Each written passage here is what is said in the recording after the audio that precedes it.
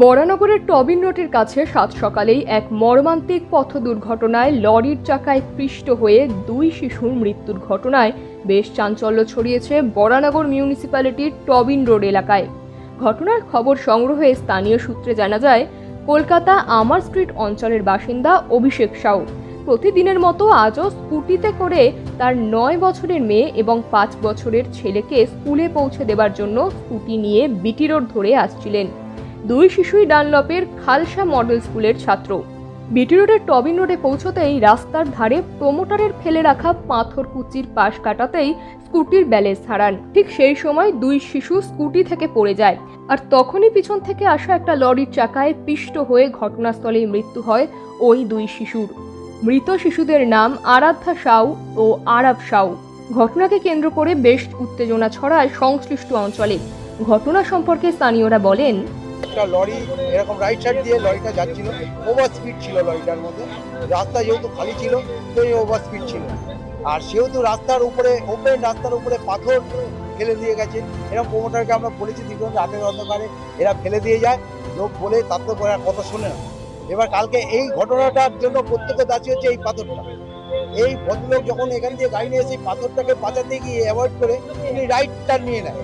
Right turn নেয়, গাড়ি নিয়ে যাচ্ছিলেন, হঠাৎ করে লেফট সাইডে একটা গাড়ি ঢুকে যায়। এবার দুটোর মাঝে উনি ঢুকে যান। এবার উনি বাচ্চা দুটো ছিল, একজনের হেলমেট ছিল বাবার মাথা, আর দুজনের হেলমেট ছিল না। এবার উনি টাল সামলাতে না পেরে ফার্স্ট চাকার প্রথম চাকার মধ্যে টাচ হয়ে যায়। টাচ হওয়াতে বাচ্চা দুটোই, বাচ্চার বয়সটা এই খালসা মডেলের উদ্দেশ্য ছিল, ঠিক আছে।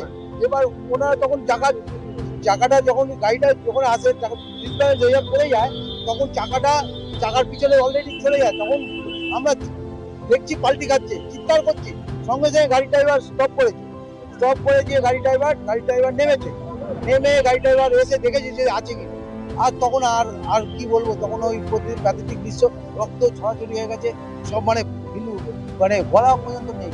বডি থেকে পুরো জিপ বেরিয়ে গেছে, সব পুরো ম্যাশড, মানে পুরো ইয়ে হয়ে গেছে।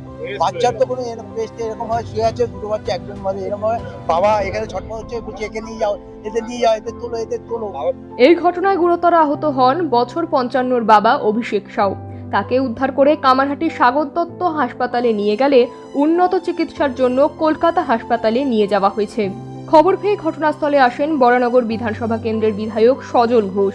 ঘুরে দেখেন গোটা এলাকা। তিনি কথা বলেন দায়িত্বে থাকা পুলিশ আধিকারিকের সাথেও। এরপরে সংবাদ মাধ্যমে সজল ঘোষ জানালেন, এগুলো যাতে দেখতে পায়, এখানে অনেক গাছের জন্য অনেক সময় সিগন্যাল দেখতে পায় না মানুষকেও সচেতন হতে হবে, গাড়ি চালককে সচেতন হতে হবে। একটা অ্যাক্সিডেন্ট মানে অনেকগুলো ঘটনার কুফল। আমি যদি হেলমেট পরে বেরাতাম, হতে পারতো এদের মধ্যে কেউ বাঁচতেও পারত। একটা বাইকে 3 জন চড়া উচিত নয়, এমন নয় যে সেই ধরনের অন্যায় আমি কোনোদিন করিনি। আমিও হয়তো দেখা যাবে করেছি, কিন্তু এগুলো থেকেই এই ধরনের বিপদগুলো জীবনে আসে। তারা যখন করছেন, হতেই পারে তারা দেখেছেন, আমি বিষয়টা দেখিনি, আমি এটা নিয়ে বলবো না।